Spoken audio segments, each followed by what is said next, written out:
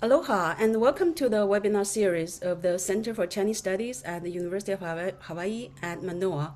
My name is Baoyan Cheng. I'm a professor of comparative and international education at the UH College of Education. I'm a co-chair of the CCS webinar series for this academic year. The CCS webinar series, which is open and free for all, is one of the center's main platforms for engaging scholars in Chinese studies worldwide. The goal is to foster interdisciplinary understanding of Chinese-speaking societies worldwide, as well as of Chinese civilization and its long connections to Hawaii. I would like to acknowledge the support of CCS staff, Associate Director Dr. Ni Zhang, and Academic Support Specialist Adriana Choi. It is because of their diligent work and meticulous attention to the logistic details that we can all be here today. The title of today's webinar is China, Southeast Asia, and Extractive Industries. This webinar is co-sponsored by the Center for Indo-Pacific Affairs, Center for Southeast Asian Studies, Office of Global Engagement, all at the UH Manoa.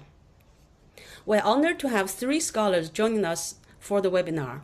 Carolyn Gruber, a fellow and deputy director of the Environmental Security Program at the Stimson Center in Washington, D.C.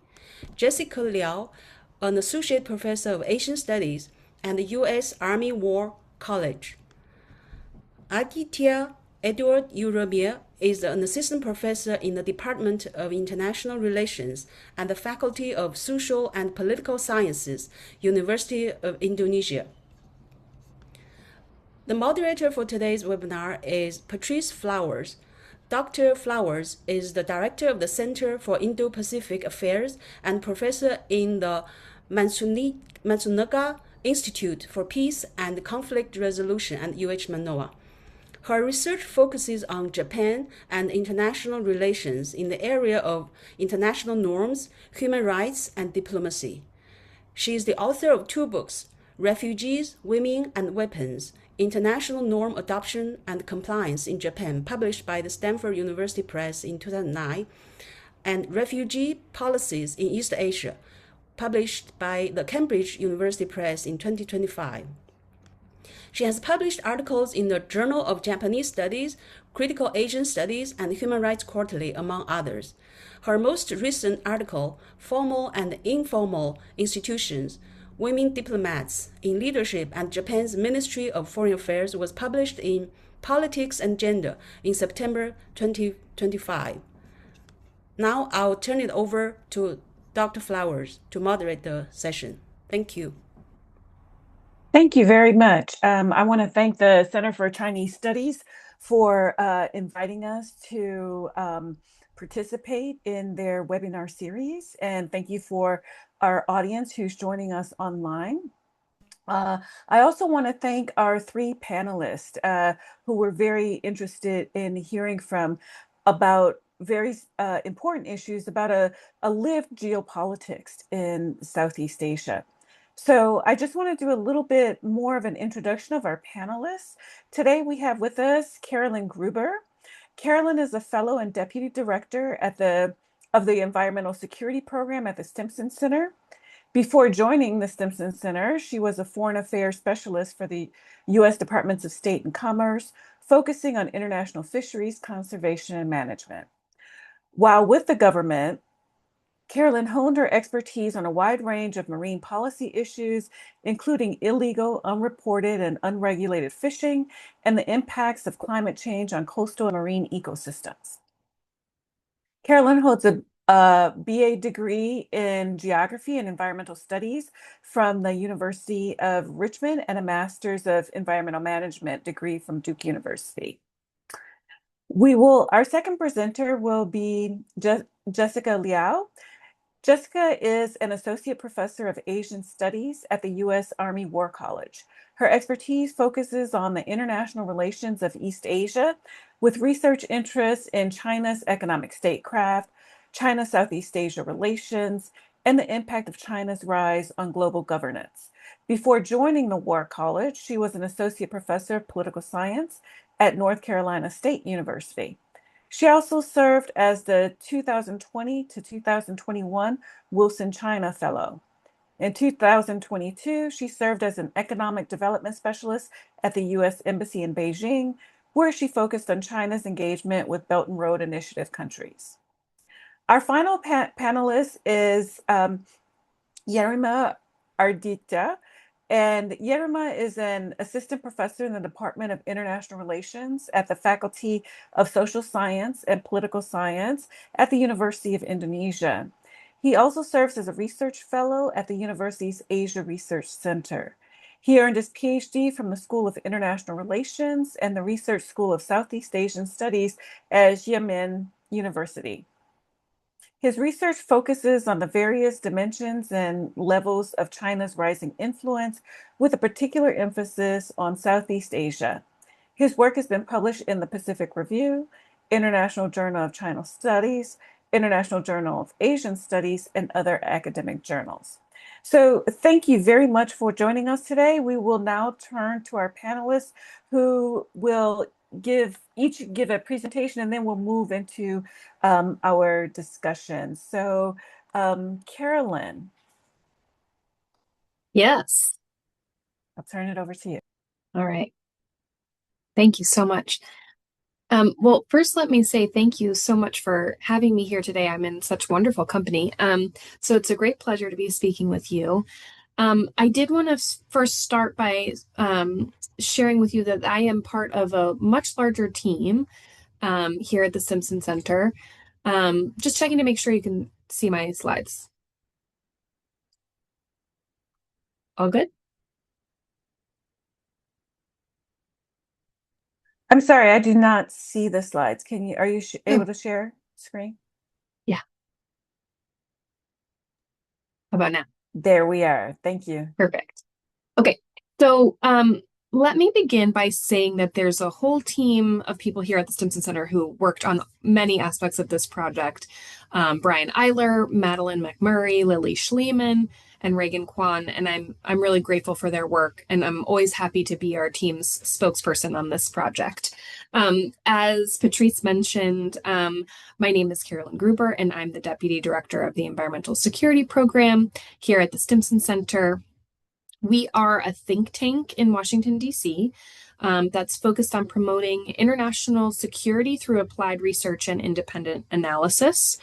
Our team here at the Environmental Security Program really tries to explore the interconnections between environmental change, health, population dynamics, resilience, and how all of that links to conflict, human security, and foreign policy. And as your colleagues mentioned, my particular interest is in ocean policy, and all of my professional career I've spent working on international fisheries conservation and management, most recently for the U.S. government, but I left federal service about a couple of years ago.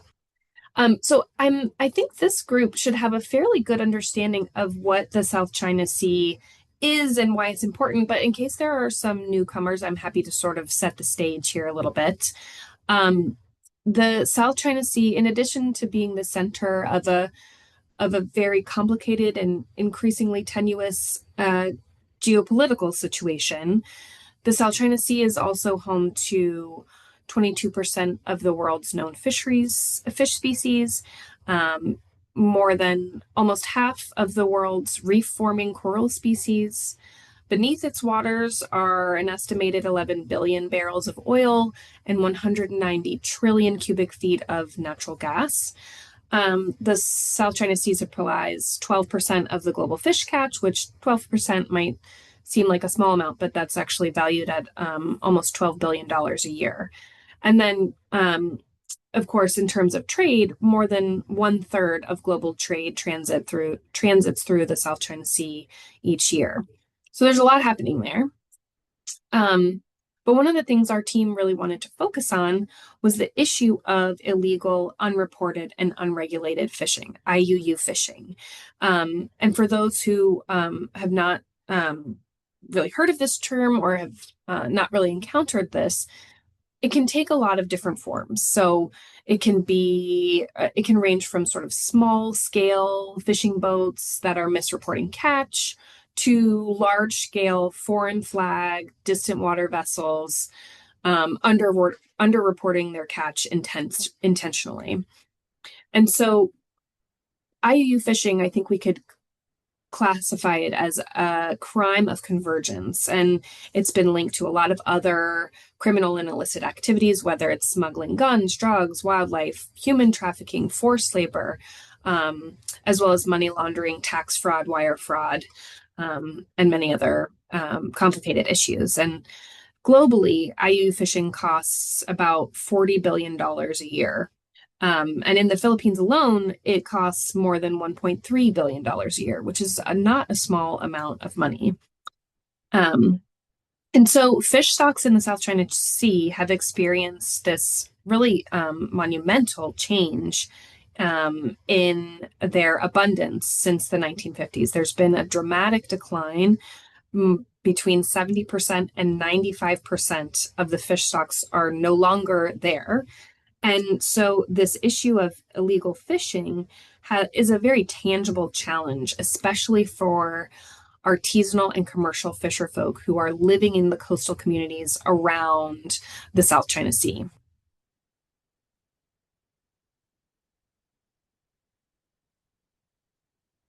And so the way we wanted to approach this was to apply an integrated approach to understand what are the drivers of illegal fishing in this region. And this methodology is adapted from our CORVI methodology, which is the Climate and Ocean Vulnerability Risk Vulnerability Initiative, which takes this really comprehensive approach of looking at coastal resilience in coastal communities. And so for this topic, for IUU fishing in Southeast Asia, and we focused on actually two different seascapes, one the South China Sea and the other the Sulu-Sulawesi seascape. We looked at 15 different indicators of risk spread across economic risk, environmental risk, and governance risk. And the methodology that we use is quite special because it relies on survey content that's derived from interactions with folks who live on the ground. So folks who are living in these communities who are dealing with, seeing, maybe even being a part of this IUU fishing problem, whether intentionally or not, really encountering this challenge every day to help fine-tune our understanding of what both perceived risk and real risks are. Because once you understand the drivers of this challenge of IUU fishing, once you understand these risks at this really super granular level, you can come up with better answers to the problem. And I'm happy to chat through the more intense details of our process offline or maybe in the Q&A. But I did want to make sure I shared some of the key findings of our work in the South China Sea here. And one of the things that we found was that the increased militarization of fishing grounds essentially reduces spending on sustainable fisheries management. And so this links back to that issue of declining fish stocks. In this case, the fisheries is the extractive industry. So we're not, the folks in the South China Sea are not able to spend money on sustainable fisheries management because they're diverting that spending to militarization of fishing grounds. And this has been in the news a lot. It's a really tense and tenuous situation, and I think it's going to be continue to be really dynamic.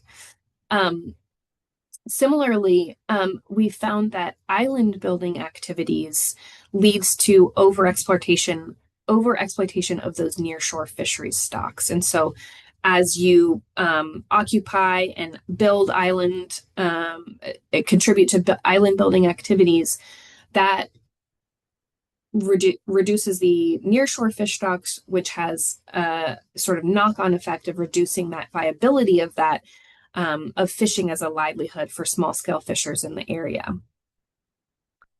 I think one of the things that we thought a lot about was how to connect the dynamic geopolitics to this to the issue of fisheries. And And I think those contested maritime boundaries, we found in our in the results of our work that it leads to degradation of these highly productive marine environments. I mentioned earlier, there's all this biodiversity in the South China Sea, but as states are diverting their fishing fleets to contested waters, developing and expanding maritime militias, doing this land reclamation and militarizing marine enforcement vessels, that all of those activities take away from your traditional sustainable fisheries management efforts, which might look like, time and effort management styles, whether it's creating protected areas or limiting certain types of fishing gear.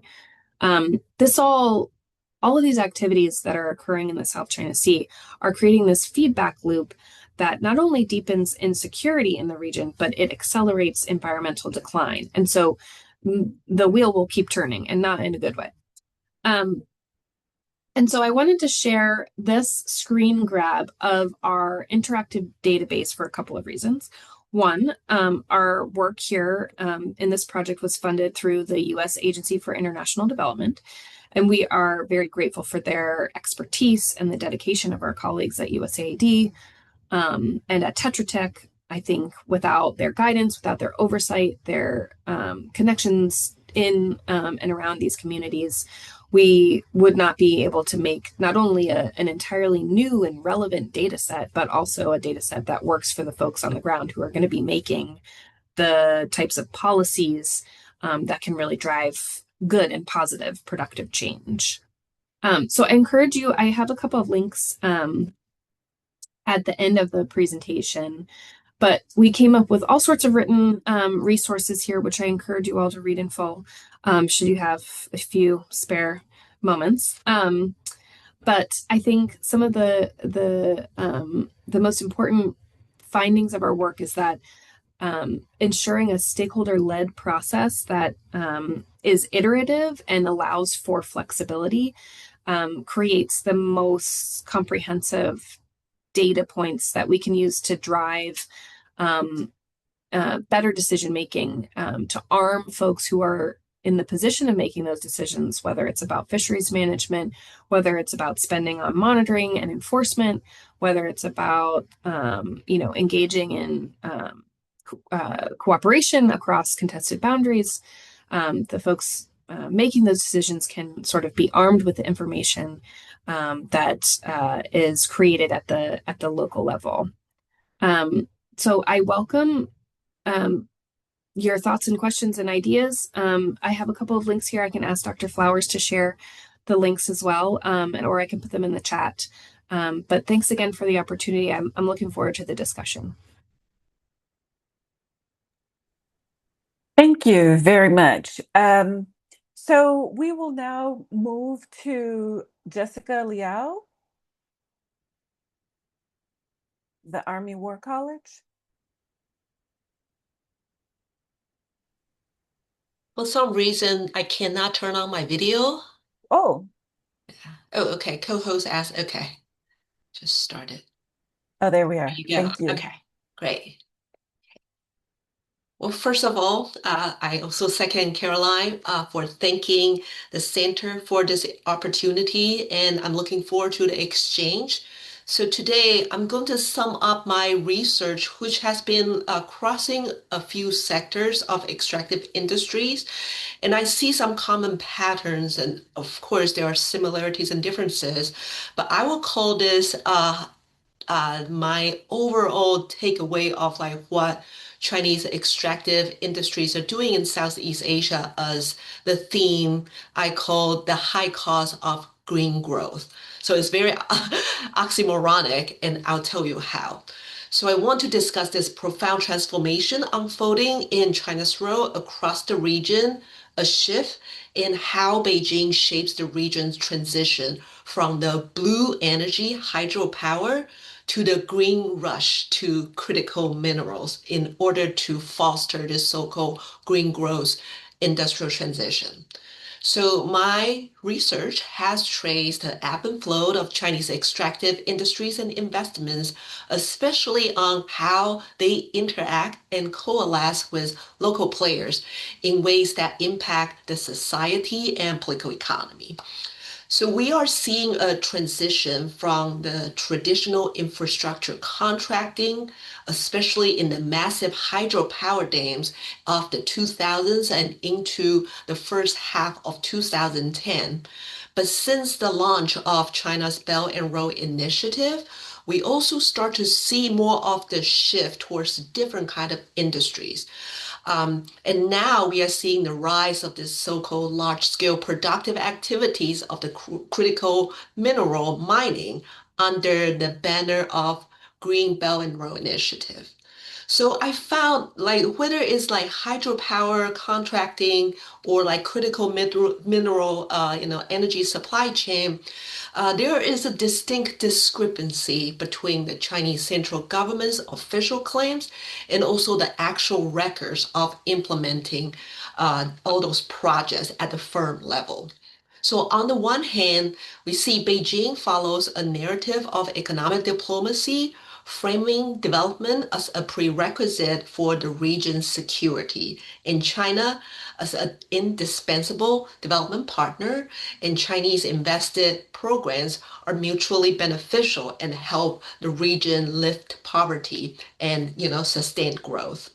But on the other hand, in practice, Chinese firms interact with local elites to navigate and often bypass regulatory frameworks and produce various aspects of negative impact. So this evolution has occurred in two distinct phases and also presented in these two distinct sectors. So the phase one, the hydropower dam era, is going through 2000s to early 2010 under the precursor, the precursor of the BRI, that is so-called the going out policy era.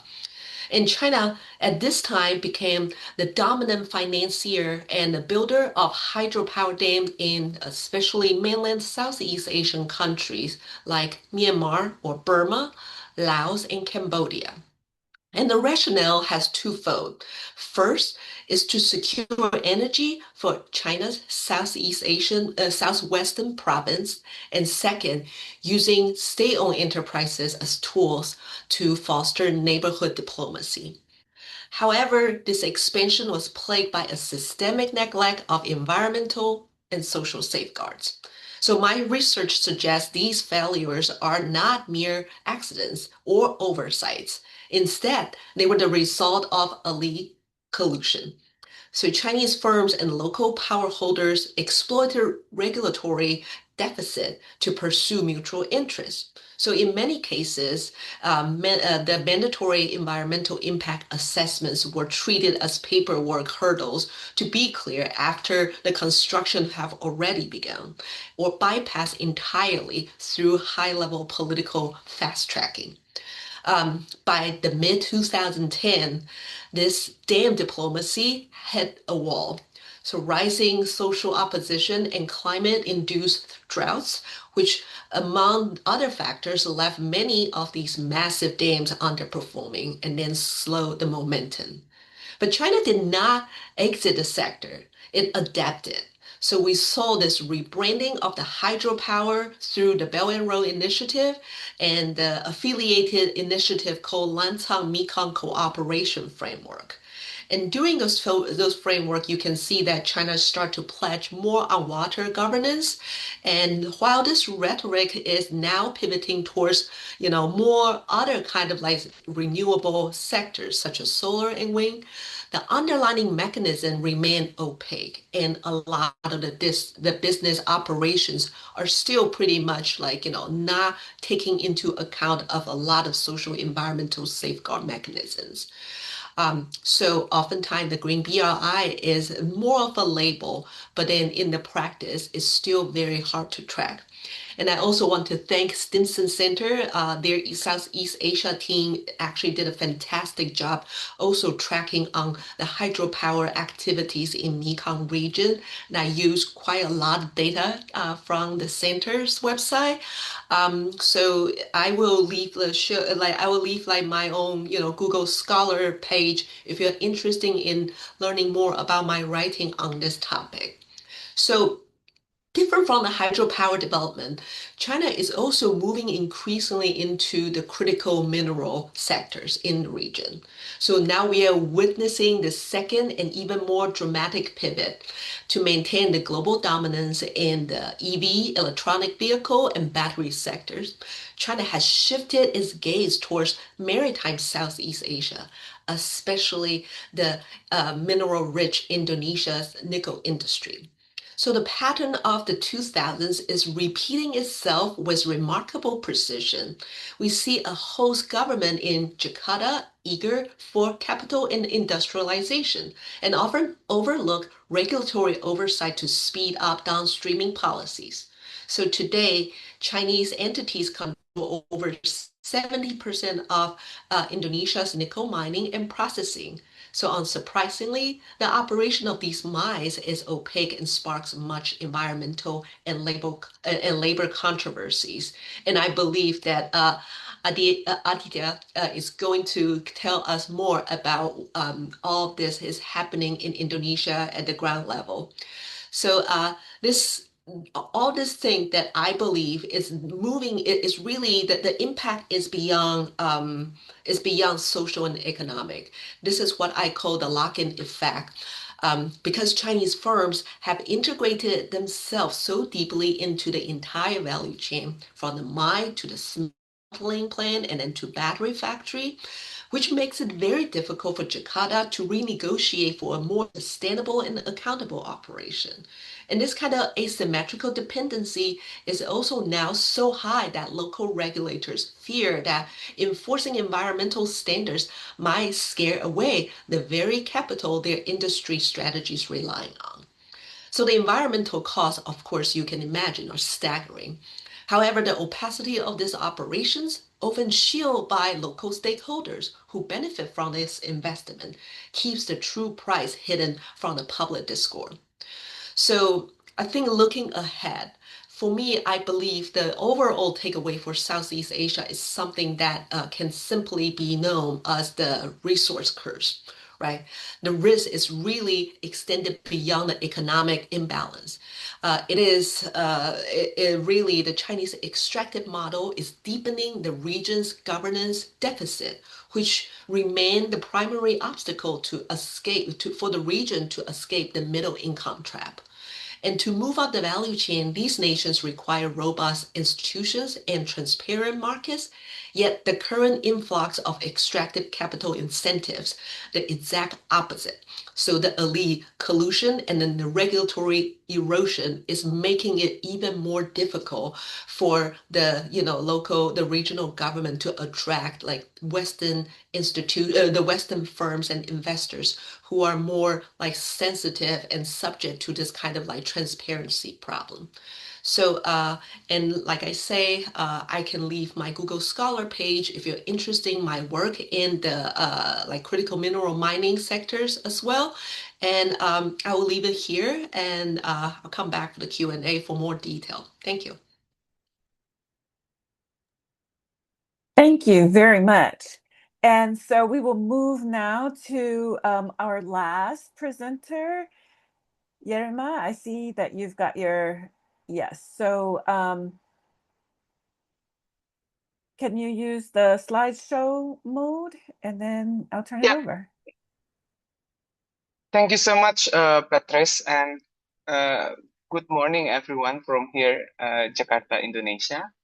And I'm glad that I will be the last presenter here because the previous two has already shared a lot of important context for my presentations, especially Jessica's presentations. And I want to echo Jessica's remarks at the beginning that what is right now happening in Indonesia is totally a high cost of a green growth push forward by China. So my name is Yeremia Lalisang. You can call me Yeremia. I'm an assistant professor and researcher at Universitas Indonesia. And let me share my presentations today. And okay, so let's start with this.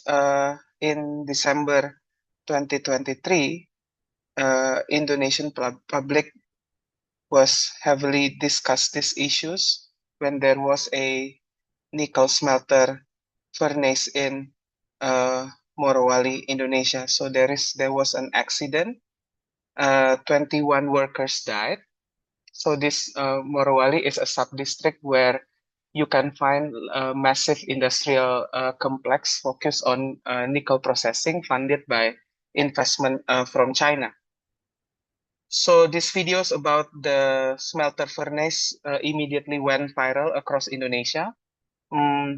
There were horrific scenes and bodies burned beyond recognitions.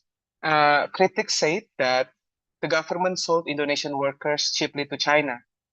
Several NGOs published reports about dangerous working conditions, and media exposed how companies ignored safety regulations. But at the same time, at the parallel universe, something else was happening on TikTok. Workers in the same industrial park, in response to the accidents, posted a lot of videos. They showed themselves working in front of lit furnaces. One voice said, going out for livelihood, going home as a dead body. But the text overlay said, no easy process for the best result. And many Indonesian netizens simply responded that positively, like sending prayers, and many netizens ask, God to protect these workers because it is already, hard to find job in Indonesia, and they need to be grateful when they have the job already. So there are two completely different reactions to the same tragedy, and this made me ask what is actually happening on the ground. So I conducted a field work in two locations where we can find a massive industrial park focused on nickel processing, funded by massive capital investment from China. And these two locations can be found in the eastern part of Indonesia, where traditionally is less developed than the western part of Indonesia. So before moving forward, I want to acknowledge these two publications. I base my presentations today from these two publications. I co-authored with several colleagues from Universitas Indonesia and Australia National University. So if you are interested, you are more than welcome to look into these two publications further. So let me also first show you the national level discourse. So in Indonesia right now, nickel downstreaming, or what we call it like hilirisasi in Bahasa Indonesia, in Indonesian language. So this nickel downstreaming policy try to add more value to nickel as a raw material through industrialization process. The government says that this hilirisasi or downstreaming is the nation's flagship policy, and they celebrate Chinese investment as fast and precise, and the data looks impressive. The governments always quote the high GDP growth, export increases, and how this downstreaming policy positively contribute to the regional development. But on the other hand, there is a rather negative narrative growing up in the among NGO activists, especially the environmental NGO activists. These activists document massive deforestations, for example, water and air pollutions, flooding. So basically all about this downstreaming policy is bad. And even opposition parties or opposition politicians use a very nationalistic rhetoric to to be against with this downstreaming policy. They, for example, say that only 10% of profit stays in Indonesia. The 90% goes back to China. And there is a poverty paradox that has always been highlighted by civil society. They say that, yes, there is an economic growth, but the poverty rates remain stagnant, highlighting that how this downstreaming policy is basically failed to address the more fundamental issues in Indonesia's local level, which is people's well-being. So this binary dominates Indonesian media, dominates policy discussions, and dominates academic discussions. Those who pro the policy always try to portray the positive image, but those who anti the policy always try to highlight the socio-environmental impacts, which is very, very negative. But it tells us very little about how people actually live with these industrializations, I argue. So in my field work, this is like only one example. I asked a seaweed farmer at one location in my field work. A company built a jetty near his seaweed farm. The construction degraded water quality. His seaweed could not grow anymore, and he lost his livelihood. So I asked him, "What do you think about the industrial part?" His personal answer, and I quote in this slide, "If you ask me, I would rather be without the company presence." But then he continued, "For the benefit of the community, having the company is necessary. Many people seek employment opportunities." So I hope you see this kind of contradictions. Same person, same sentence, and there is an acknowledgement of personal loss, but there is also a recognition of collective need. He lost his farm, but his relatives might get jobs. His children might take a job in the companies, something like that. And on the one hand, he wants the company gone. He wants to, move back to his previous life prior to the influx of the capital from China. But he wants the companies to stay because they want the companies to hire locals and provide more benefits for local community. So this contradiction is not confusions. It is the reality of living in these nickel zones in Indonesia right now. So the main key takeaway from my field work is people in nickel zones are neither for nor against Chinese investment. This is totally different with the global and national discourse. At the global level, it is quite frequent for us to see the narrative that either you are pro-China or anti-China, either China is opportunity or threat, this binary framework. This binary framework also moved downward to the national level, especially when Indonesia approached the general elections last 2 years. This kind of binary is heavily presented in Indonesian academic discussion and domestic political discussions as well. But this kind of binary doesn't really captures the dilemma that people on the ground face in their daily life. People on the ground navigate massive transformation with limited choices, but they also try to navigate the complexities of their daily life with strategic calculations and with hopes for the better future. Even as they experience harm, even as they cannot access clean water, even when they cannot access clean air, and even when they lost their land, their main source of livelihood. So this is the reality beyond the pro and anti-binary. If we want to understand responses to Chinese investment, if we want to design just energy transitions, as if we want to complement the high cost of this green growth, then we must listen to these local voices. We must recognize the complexity and move beyond simplistic binary. I think I'll stop there to give way for more question and answer and discussions with the other panelists. Thank you so much. Thank you. Thank you very much to our three panelists for an introduction and very compelling overview of your research. And so I am going to get the conversation started. I want to ask our audience to please put your questions in the Q&A, and we will add them to our conversation. I want to start off by thinking about, you know, some of these issues might differ. The details might differ based on, you know, sort of the specific region that we're talking about.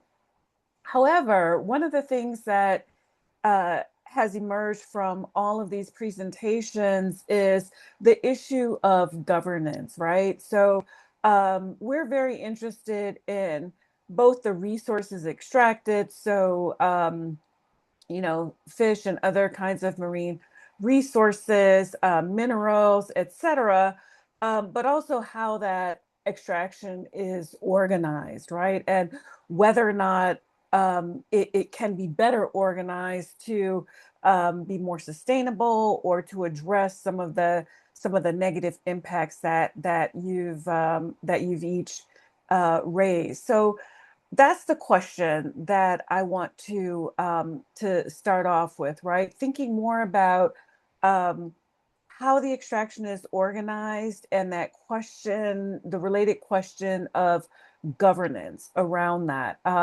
One of the things that strikes me, especially when we're talking about fisheries, is that sometimes the more conventional ways of managing environmental resources seem that they don't easily transfer to thinking about management of ocean fisheries. And so maybe we can ask Carolyn to start with us in sort of thinking about the organization of that extraction and how we might address that.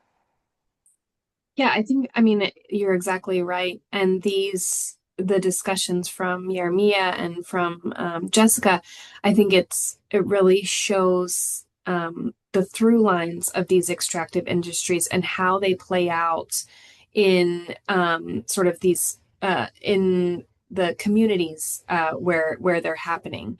And for fisheries management and fisheries conservation efforts, I think the issues of extracting fish stocks from the South China Sea, it shows how these sort of like resource scarcity, competing national interests, and this issue of weak governance. So there is no governance structure for managing the fisheries in the South China Sea at this time. So as we all know, fish don't really care what boundaries they cross in the ocean. And so the issue of fisheries management and the sort of the goal of fisheries management is to do all of that governance work together, which in the South China Sea, the geopolitical situation makes that really, really tricky. But as we know, and in the example from Yermia and from Jessica, the toll of these extractive industries is really staggering. And it's something that better governance, whether it's through shared science, especially in terms of the fisheries issues, and perhaps the same goes for hydropower, same goes for mining. Sort of better understanding the baseline science that supports these ecosystems. That can be a great way. Science diplomacy is such a great way to sort of build a bridge towards policy. And that's something that is of interest in applying in the region. I think some of the partners in the region, some of the member states are interested in doing that shared cooperation on whether it's natural resources in terms of like land-based ecosystems or fisheries and marine conservation. I think it's an easy way to start building that governance structure that could support broader security issues in the future. But I welcome Jessica and Yermia's thoughts as well. So I'll go and focusing on hydropower since Yermia will have like a very, like firsthand experience and lessons from there. So in terms of hydropower, and I think that also apply across sectors, you see like several things that really like come into being about the region's governance problem, right? First is this kind of like push and pull factors. The push factor is like, the Chinese, they have incentive and they also have like, either it's diplomatic or political or economic, especially when it comes to hydro. Um, this kind of like dam diplomacy actually is starting from this backdrop of like, oh, if we go and help those like Mekong states to develop their, potential hydropower, and that could help the locals get jobs and prosper their economy while we'll receive all those like energies, the electricities that we really need to help boost our growth, right? So for China, they see that as a win-win kind of like scenario. So this is a push factor. And not to mention, I'll talk about it at a second level. And then the pull factor is that when you look at all those Mekong states, what is the commonalities among them? They are poor and small, and usually they really do not have that many alternative in terms of like foreign investment and financings, right? So there is this like very natural drawn to China when they say, hey, we have this incentive, whether it's, have any kind of like bad negative impact or something, they will be like, I would take it. Otherwise, what is the alternative? And for the case of hydropower industries, it's very telling, this kind of like change, which I will talk about on my third point. The Chinese like basically come in to fill the void left by the Western hydropower players. But so this kind of push and pull kind of like dynamic is very important to understand.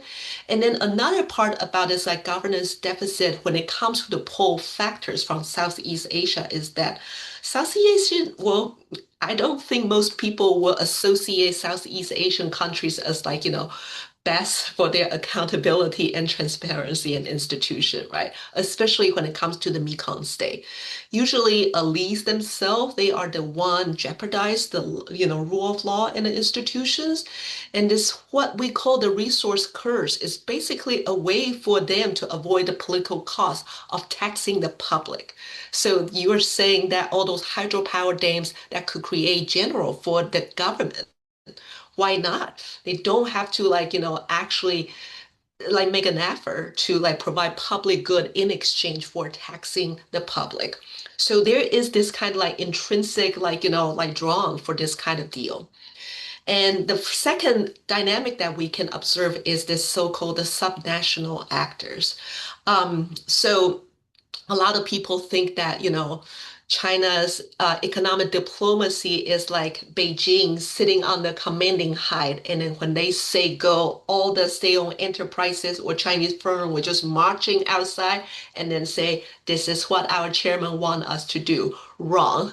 A lot of time, this is very, very different from what we think. Beijing is really not a unitary actor. It's many Beijing, it's many China. All those state-owned enterprises or private firms, even in some other sectors, they are all going out to look for the kind of opportunity that they can exploit from this kind of like diplomatic initiative launched by the central government. So a lot of time, it's really all those like bell and roll or going out policies, they suffer from huge principal agents problem.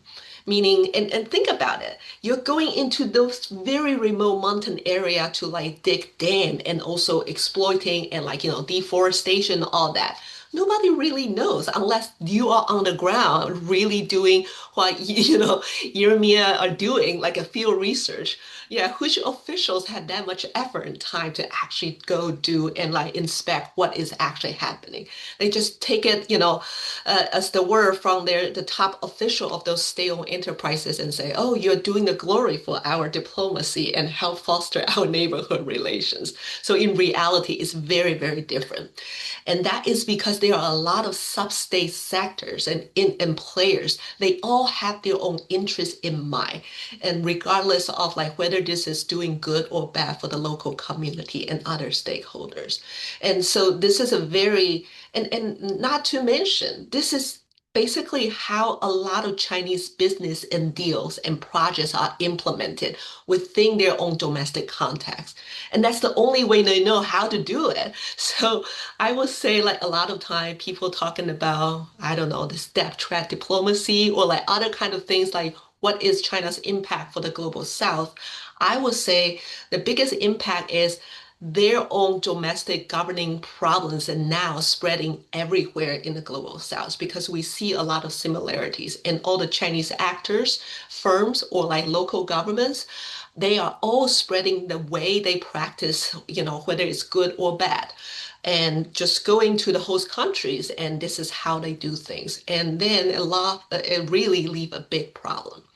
And then the third point I think is very important is a lot of time that we are seeing the region doesn't really have a lot of good alternative. And a lot of time, actually, it's because the Western players, they really retreat from the region or the sectors. And that allow China to play a bigger role and then to create a bigger impact, whether it's good or bad impact for them for local, communities or government or people to bear. So I think it's very important. And I think Caroline's presentation and also Yermia's presentation make it very clear. Western engagement and also, like partnership is very important to lift Southeast Asia's positions vis-a-vis Chinese player, whether to renegotiate or to get a better governing systems.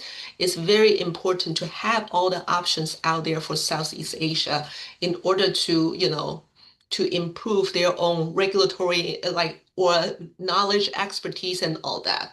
Yep, I'll end here. Yeah, let me jump in, and I think I only have a little to add to that. I think the issue of weak governance, yes, definitely, but let's not forget that there is like more fundamental issues going on, which is in my case, in Indonesia-China case, is the Indonesian capitalists established this strategic alliance with a capitalist from China, and this is the way uh, I want to highlight that let's not also depoliticize this issue, like only focus on weak governance. But in my understanding, weak governance is deliberately maintained by a predatory political structure, which is occupied already by capitalists from both sides, both Indonesia and China. And within this transnational strategic alliance between Indonesian capitalists and Chinese capitalists, the Indonesians actually um, took a lot of initiative, and they openly invite China to come in. They facilitate the process and everything. So there is we need to also highlight we need to also understand that there is some level of agency from Indonesia, at least from Indonesia. I cannot like generalize this issue to other Southeast Asian countries, but in the Indonesians case really tells that Indonesians spend a lot of efforts to invite and to ensure Chinese capitalists to came in to pour a lot of investment uh, in our mineral processing sector, so that at the national scale we see that this transnational capitalist alliance operates smoothly, but at the local level they faces a lot of challenges. Even people at the local level can create some obstacle and hurdles for those investment. And let's not forget the weakest government could be found at the local level because they initially left behind by the central governments. Like Jessica's story tells that about the environmental impact assessment document. It is mandatory by the central government, but it is also the central government who can waive the process, who can fast track the process, and leave the local government dealing with all the waste, human waste, and then the household waste, tailings, and everything. So if we can really see the situations here is the benefit distributely upward. So all the sub provincial level and the central government get all the benefits, economic benefit, but the social and environmental cost stays at the local. So this is already very injustice situations in my case study. So yeah, weak governance, yes, but there is some political context, like bigger political context, that facilitate and deliberately maintain that the governance should be weak. Thank you.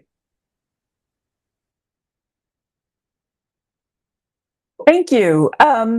So, thinking about this, the issue of governance, I want to thank you all for sort of, disaggregating these things a little bit more and thinking about the various actors that are involved and remembering that, as Jessica said, there are many Beijings and many Chinas involved here. And so I was wanting to ask a question about the local and national environmental impacts, but I think, sort of even branching that out, right? Like thinking about the particular form of extraction that you're focusing on, but, sort of what kinds of local and national political, environmental, social, economic impacts might this have, right? Because initially I was focused on environmental impacts, but it's clear here that there are many other kinds of impacts going on, and environmental might be important in your case, but it might not be the one that is really having the most effect right now, or the thing that needs most to be addressed right now. So if each of you want to take up that question in turn, and we do have some questions in the Q&A, so maybe after this round we'll take some questions from the Q&A. Okay, anybody want to? We're going to go in the same order as our program. So Carolyn, did you want to start?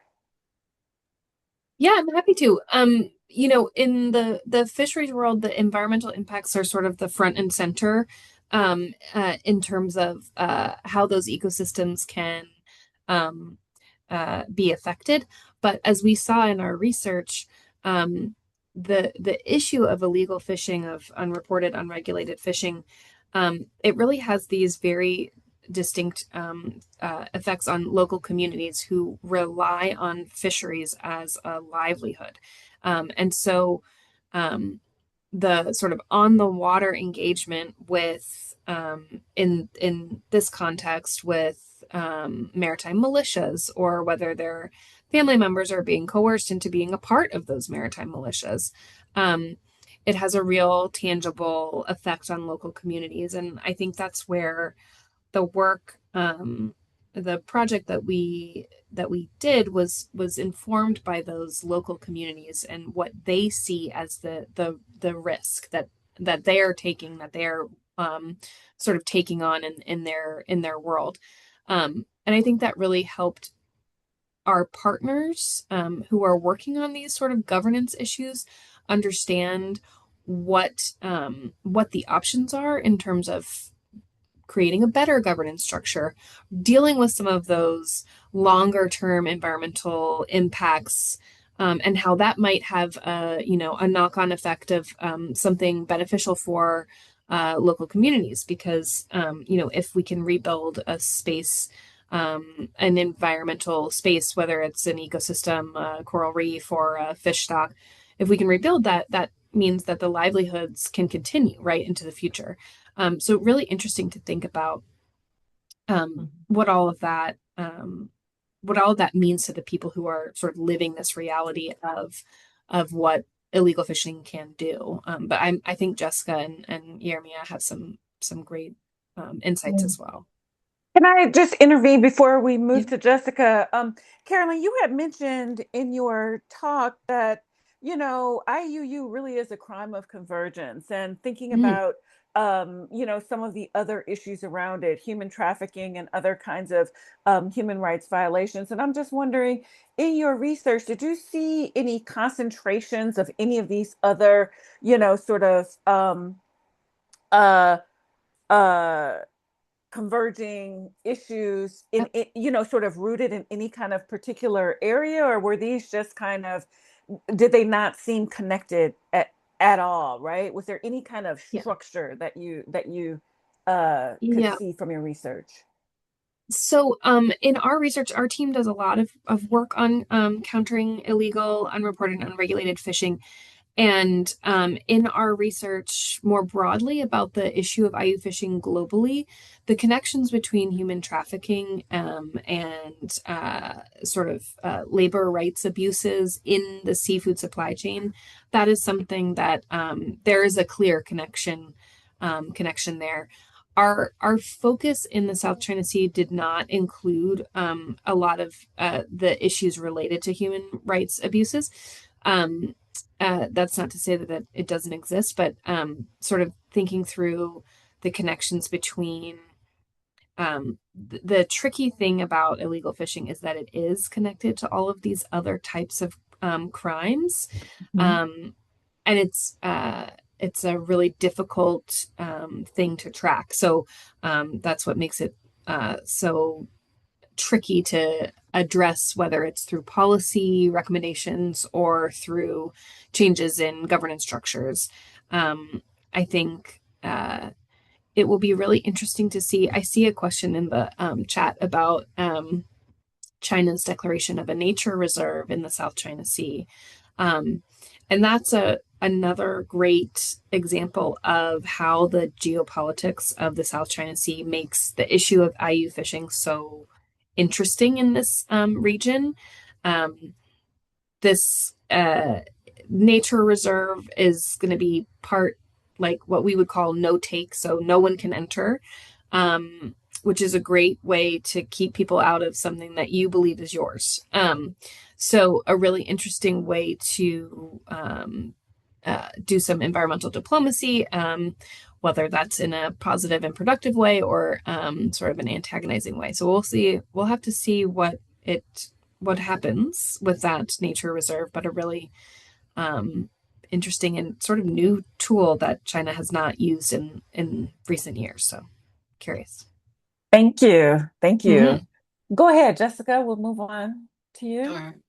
Yes, I believe that the impact is not just within environment in a lot of those extractive activities, and there are a lot of researchers actually talking about how hydropower development in many ways is pretty much a manifestation of the resource curse, right?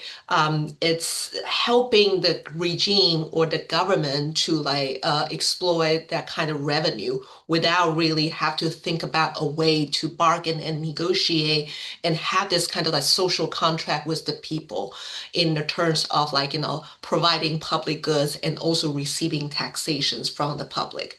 So, but then I think what is really critical and dangerous, if you will, for Mekong governments to do that is because think about it, Mekong is some of the largest water body in the world. So it's a lifeline for population, a massive population there. And that is also not just environment, the livelihood of the people is really presiding on the flourishing of the water body. So and not to mention their cultural and and tradition, all that is all tied into that body of the water. So, and if you push, damming too much, really there is a pushback, and that is really a spillover effect. Very quickly can endanger the political stability, and we see that in the case of Myanmar in early 2010. Probably some of you and also some of the audience know this like iconic case, how the whole big dam push, go into the very bad fallout. That is a Misong Dam, and that is on the holy water of Irrawaddy. And the Chinese investors was already put in so much money, I believe like over 800 million already put into the construction, feasibility study, relocation, all that. And then without, taking into account of a lot of opposition voices. And as a way to answer one of the question in the chat box is that yes, a lot created by those SE, dam developers is because of their bad choices of the local contractors. And that's what I'm talking about, this kind of elite coalition. So a lot of time, their local partners don't have the best record, if not, like criminals themselves. So they do a lot of way that is basically like, yeah, borderline illegal, and including like forcing relocation, and also do not put out any kind of safeguard, mechanism, all that. So they really just being, a lot of time Chinese developers, they do not really know how bad the situation is until the situation is out of control. So and then the problem itself is not just like, the dam itself. Very quickly is spread out, and also coupled with the country's, political instability, and very quickly it become part of the democratization movement that took place in early 2010 in Myanmar. So this is a really, a telling case about the ramification. A dam and environmental issue is no longer just about the environmental issue itself. And I'm not saying that it's going to happen in all the other host countries of the Chinese invested dam, but you definitely see some of those more fragile states are definitely more subject to that kind of pressure. Yeah, I will end it here. Thank you. Go I think ahead, I want to Harry. add to Jessica's account. And in my case studies, I also tend to find that, Chinese companies, they have like a high expectations that when there is already a bilateral deal, the Indonesian government will facilitate and smooth all the process all the way from the top level to the local level. But in many cases, they are left alone to really do the constructions work at the ground. They need to procure land by themselves. They need to recruit workers by themselves, and without any further facilitations from both the central government and the local government. So this is like the interesting things happening, because they have zero knowledge of the local situation. They come to the local without any experience on how to deal with different political settings, different socio-cultural settings as well. And they are approached by many Indonesians who see them as, source of money, and then sometimes they consult to the wrong doctor. So they ended up creating a very bad policy, and actually and eventually they are criticized again by the local community. So at the global level, we see that this China debt trap narrative, but at the local level, it is Indonesia who also create trap in to some extent, yeah, for the Chinese company. So this is kind of interesting that complexities in Southeast Asia naturally create some hurdles for Chinese investment. So it is not always, Southeast Asia are welcome massive investment with positive mindset and then trying to really ensure that this is sustainable or not. yeah, after the elites get the benefits, then let the Chinese companies do whatever they want and let them deal with the local situations by themselves. But to add to the discussions about, Jessica already mentioned about environment, but maybe I want to highlight how the social impacts is actually happening at the local level. I think the case of nickel processing in Indonesia, the local situations experience very rapid transformations from agricultural society to industrial society only within 10 years. And can you imagine a small sub-district who used to only accommodate thousands of people now have to accommodate 100,000 of people with a similar social space? And it is not only about the number, but also this 100,000 of people flock into the sub-district with more than 50 various ethnic background. So suddenly the sub-district become like Big Apple in the New York, dealing with multicultural situation. There is no problem prior to the investment came to the sub-district, but right now, ethnic tensions is pervasive. It is quite difficult to navigate through this new multicultural setting in the sub district. And I think this is if you also because the local workers came from also neighboring district from the other neighboring sub district. For example, in one neighboring province, the rate of higher education recruitment is suddenly dropped after the establishment of industrial complex. No more young people want to go to universities because it is easier for them to get money from the work to become a worker at the industrial complex. So there is this kind of ramifications of social impacts not only at the local situation but at the wider region at the eastern part of Indonesia, and meaning that no more people want to go to the agricultural sectors anymore. They all are absorbed to these industrial centers, and this create another issues at different neighboring regions in Indonesia. So this is some things that I don't think even Indonesian government really calculate this kind of impact. And let me also provoke us to start thinking about post-mining life, because nickel resources in Indonesia is only like 10, 15 years from now, at maximum is 20 years. What would happen after the post-mining situations? Right now, people at the local level is a very cash-dependent people. They already abandoned their subsistence farming livelihood.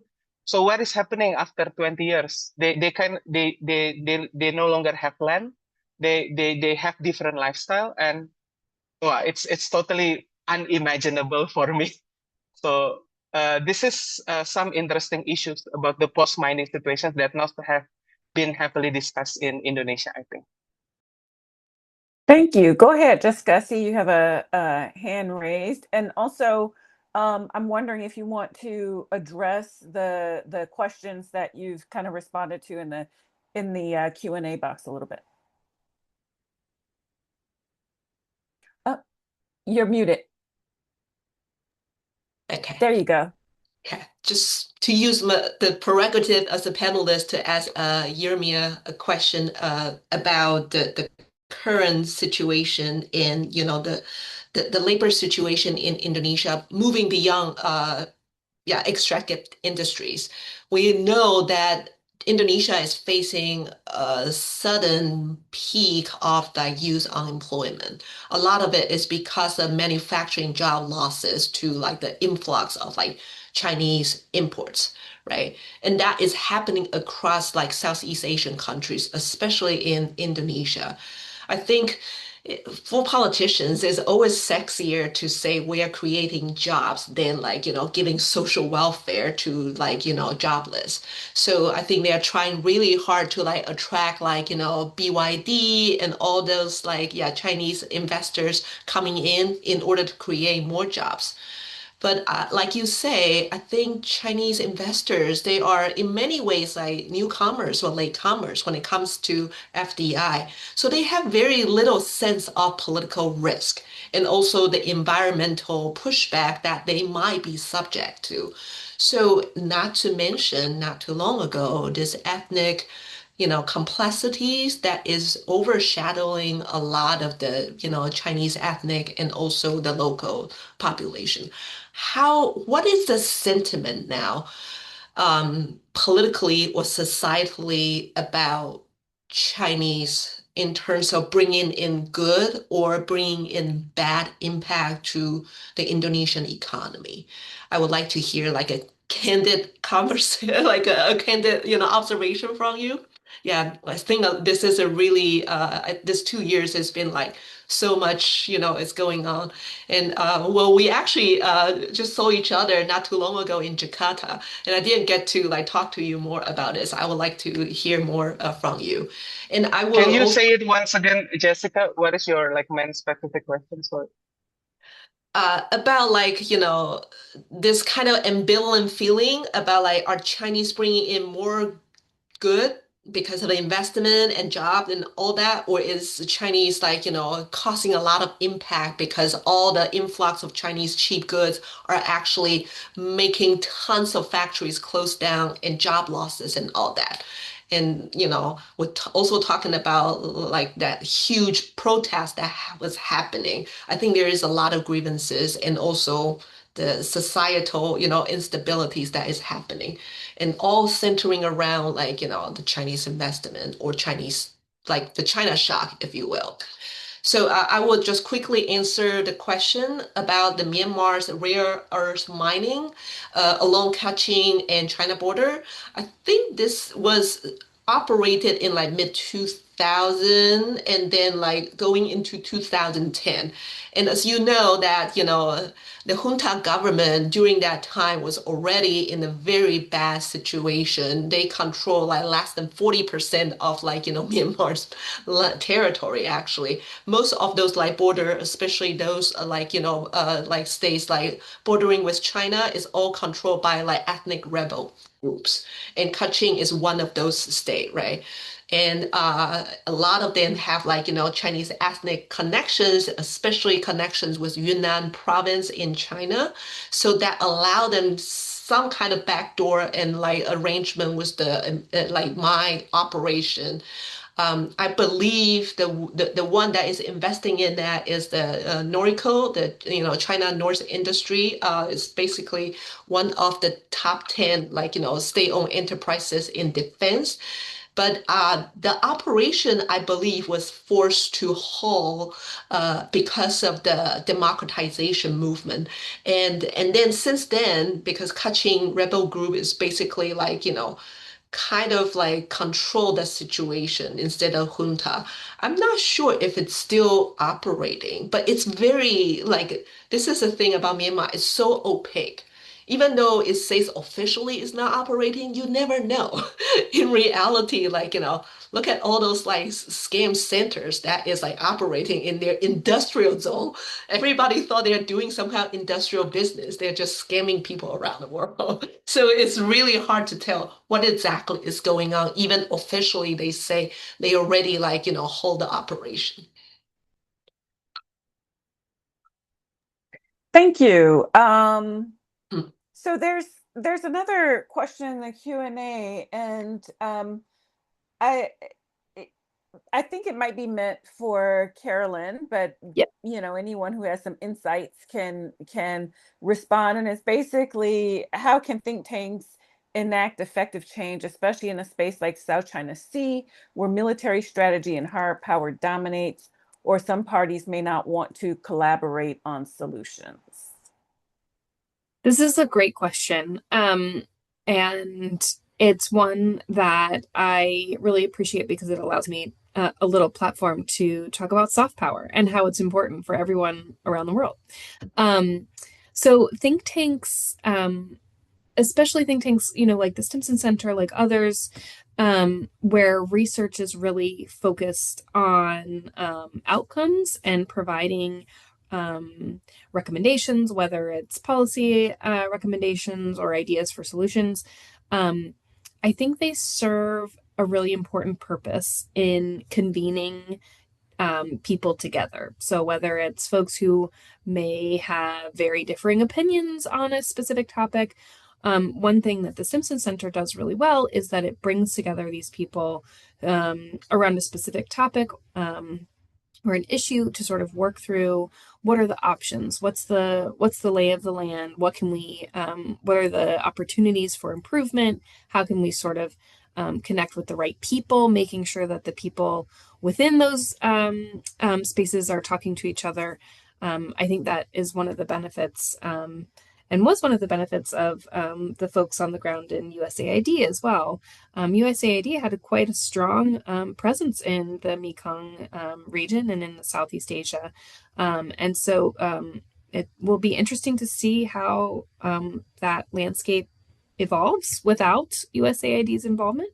I think it will be, it's sort of one of the roles that think tanks should play is that connector and being a bridge between different countries or different industries, stakeholders, making sure that voices are heard on an issue sort of in the round so that folks can really have a chance to engage on these topics. I would leave you with soft power is not to be underestimated, especially, I mean, just as Jessica and Jeremiah were explaining, some of this neighborhood politics is really important. So we'll be curious to sort of see how that landscape changes with the adjustments to the U.S. Engagement in this region.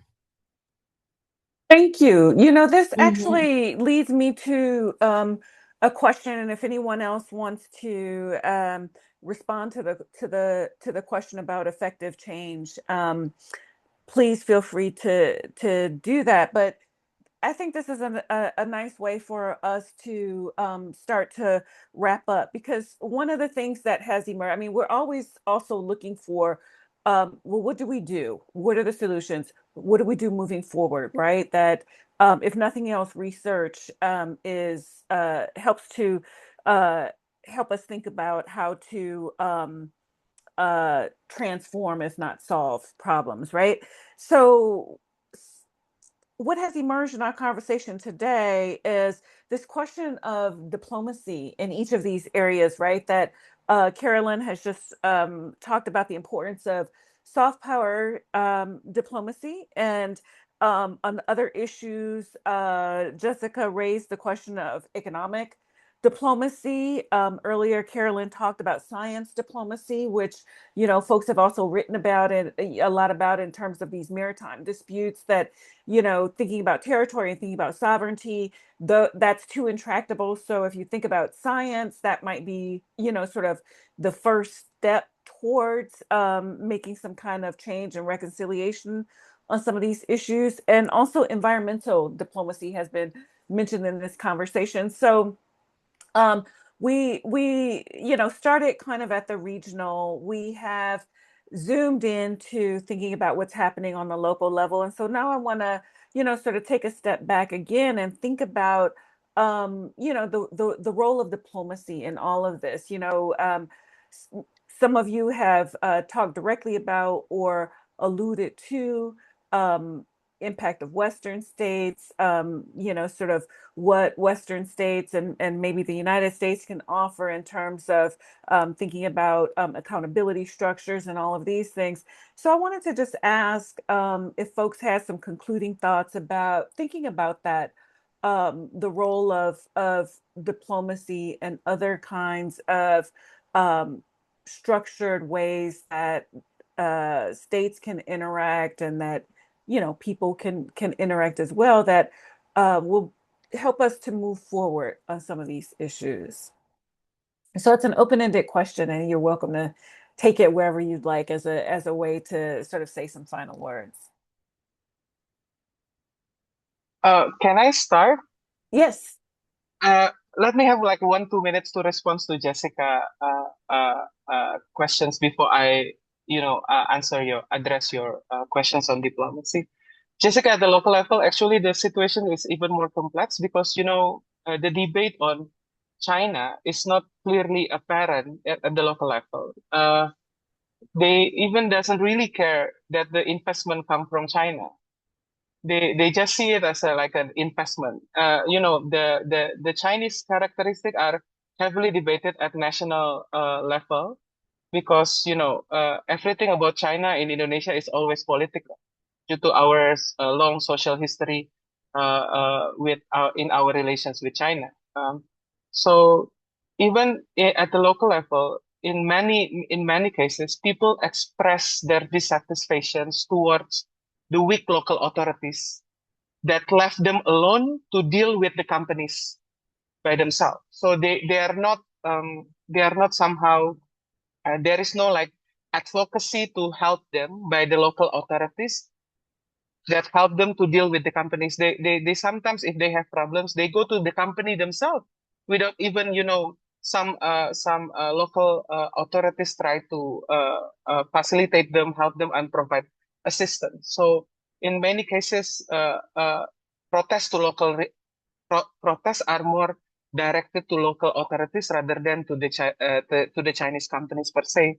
Back to the Patrice questions, I think diplomacy might help to, because in my argument, this kind of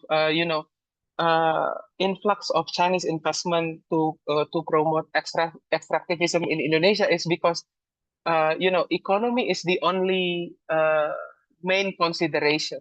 So in many other talks, I always try to, we need to keep to bring geopolitical back in because this kind of economic dependency already create a geopolitical risk for Indonesia. Indonesia cannot really anticipate, for example, Donald Trump move uh, about his policy about critical mineral and about his second trade war with China. So this is something that I already urged Jakarta to please consider everything at the larger scale because there is a geopolitical risk here by not having any other diversification partner in the way we facilitate this nickel processing sector. But maybe another thing is I imagine that there is like more strengthened network among civil societies from the Western world as well. But please, whenever you can provide funding for the work of our civil society, it needs to be aligned with the local concern. For example, right now, I think it is no longer useful to fund projects that fight against investment, but let's help people provide assistance for the people to transform their life, to try to navigate their life. For example, I think start with financial literacy. How can you manage suddenly your income is only like for example 500 USD, but right now your income per month is 5,000 USD. How to make use this money for long-term purposes? No one provide this kind of literacy at the local level, but people will stay there up until the nickel is no longer there. But no one trying to provide this kind of facilitations because this is considered as not sexy under the framework of climate crisis. Because under the framework for climate crisis, the advocacy agenda is always about anti-coal, anti-mining, anti-deforestation, something like that. So there is like mismatch of agenda between the agenda discussed at the global north, who provide the funding for advocacy at the local level, and the real local problems that people are dealing with in their daily life. So this kind beyond diplomacy, if you include diplomacy as a non-state actor as well in this kind of diplomacy, I think civil society need to also see this kind of context. Transnational advocacy network need to see this context. Thank you so much. Okay. I'll be Quick really final quick. words. Go ahead. I'll be really quick.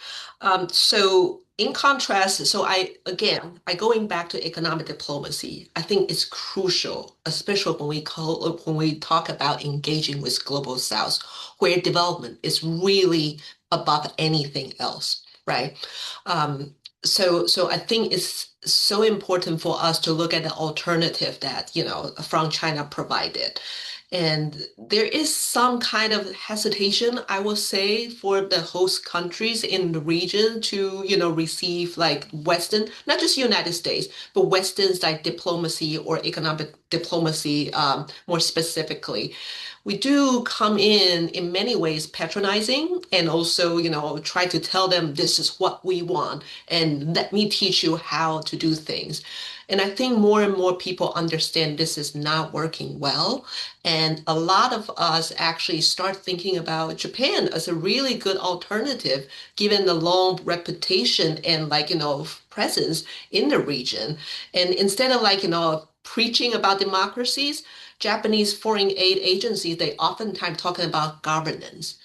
Who doesn't like good governance? I think this is something that, is much more digestible for the regional government to say, we like that. We want good governance and good accountabilities as well. So if we can frame our narrative in a way that we can get more respect and understanding of host government and host societies context, and also still, but so that would be really important. The last thing that we should do is to retreat from development and also economic diplomacy. Therefore, I think foreign aid and U.S. aid is so important. And I hope that, Stimson and also, even though now the organization is no longer there, but I believe there is still importance and relevancies for them to come back to Southeast Asia and keep doing great work. Thank you. Carolyn, some last words? Sure. The only thing I'd like to add here is that I think there's a role here for multilateralism and doing things together regionally, really having the focus be on the Southeast Asia region. I think one of the tools in the toolkit is to have a bilateral relationship that's really opaque, that nobody really understands. But if coming together through multilateralism is an opportunity for both science diplomacy, environmental diplomacy, all this sort of the things that open the door to broader discussions about security issues. So thank you so much. This has been such a lovely conversation. I've really enjoyed it. Thank you. Thank you all so much. This has been wonderful. Okay, well, thank you, Patrice, for doing a great job moderating the webinar and for effectively facilitating the conversation. And thank you all for our panelists for sharing your expertise and for such a informative and insightful session. So before we end the session, I'd like to announce the next event in our webinar series.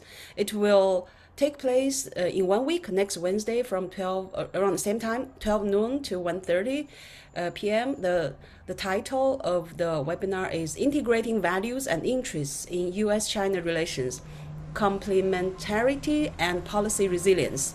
The main speaker is Pittman Potter, Emeritus Professor of Law at the University of British Columbia. Discussant is Carol Peterson, the Case Foundation Professor of Law at the UH School of Law, and moderator is Mark Levin, the Director of Pacific Asian Legal Studies Program, Professor of Law at the UH School of Law.